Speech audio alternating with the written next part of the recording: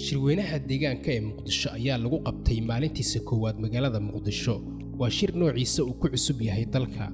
maadaama si gaar ah diiradda lagu saarayo arrimo ku saabsan deegaanka oo Soomaaliya ahmiyad gaar ah u leh dadweyne mas'uuliyiin iyo hal-abuurayaal siyaabo kala duwan uga faa'iideystay deegaanka ayaa ka qayb galay shirweynahan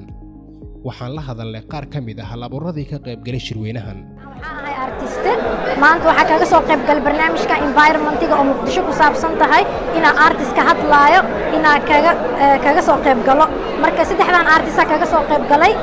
midkan wuxuu ka hadlaa jawiga saameynta uu ku leeyahay geedaha markii la jaro iyo shirkadaha iyo maxaa shidaalka iyo waxa uumka ay bixinayaan jawiga sidoo u saameynaa iyo cimilada cagsigiisana waa kan si geedaha daan beerno dhulka cagaarka uu noqonayo iyo quruxdiisa iyo barwaaqada farqiga u dhaxaysa labadan waa la iska dareemi karaa kan waxaan ku cadeynaa badda saameynta ee balaastiga wadankeena ku leedahay environmentiga hadda malaaygan waxay tusaysaa maxaa la dhahay bacbal oo wajiga ka gashay xayawaanada badda haddii aysan nadiif u noqonin banaanka u soo baxaya waxayna noqonaysaa xayawaanada badda in ay ku dhacaan maxaa la dhahay dhibaato barnaamijyada noocan oo kale ah waxay bulshada ugu fadhiyaan faa'iido weyn waxay u yihiin wacyigelin iyo soo xasuusin ilaalinta deegaanka in la ilaaliyo ahamiyadda ay leedahay sidoo kale waxaa waaye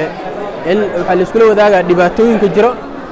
dhibaatooyinkaas jira xalka loo heli karo iyo asbaabaha marka hore koosgareeya factoriska koosgareynayo iyo xalkii intaba waa la iskula wadaagaa kabacdina waxaa la qaadi doonaa tallaabadii ahayd in la fuliyo ii sheegay wixii ka soo baxay barnaamijyada noocaana shirkan oo sii socon doona 2 maalmood ayaa lagu soo bandhigi doonaa doodo muhiim ah oo daaran arrimaha deegaanka sida uu sharaxayo agaasimaha shirweynahan magacaygu Cabdullah Xuseen Umar agaasimaha Muqdisho Environmental Summit Muqdisho Environmental Summit waa madal sanadle ah oo ay soo abaabuleen hay'adda Action for Environment iyo jaamacadda Muqdisho xarunteeda biyaha iyo biyada madalkaas sanad walba waxaan ugu talagalnay in looga doodo arrimaha deegaanka iyo isbeddelka cimilada sanadkan waxa halku dhig u ah isbeddelka cimilada ee Soomaaliya waxaan ogsoonahay dhibaatooyin fara badan inuu dalkeena ka jira marka laga eego dhanka deegaanka sida xaalufka dhirta dhuxuleysiga iyo tayadhaca carrada ku socda iyo isbeddelka cimilada guud ahaan sida uu u saameeyay Soomaaliya waxaan uga jirnaa wadamada caalamka kuwa ugu horeeya uu saameeyay isbeddelka cimilada waxaan aragnaa in abaar iyo fatahaad sanad walba ay isdaba socdaan oo ay waagii hore 10 sano kadib in la arki jiray laakiin hadda sanad walba ay taagan yihiin waliba fatahaadda marka qaar ay sanadkii 2 jeer aragno xilliyada kalena uu webiga qalalan yahay waxaas oo dhan waxa uu sababay isbeddelka cimilada marka waxa ugu talagalay sanadka inaan uga doodno xal maxay ahayd sidii loo gaari lahaana ku soo dhigno iyadoo laga faa'iideysanayo tiknoolajiyadda ayay bahda shirweynaha waxa ay soo kordhiyeen QR code si fudud looga socon karo barnaamijyada iyo jadwalka shirka runtii tiknoolajiyadda waxay ku leedahay saameyn weyn sidaan wada ogsoonahayba muddooyinkii ugu dambeeyayba waxa aad u xoogeysanaya isticmaalka tiknoolajiyadda annaga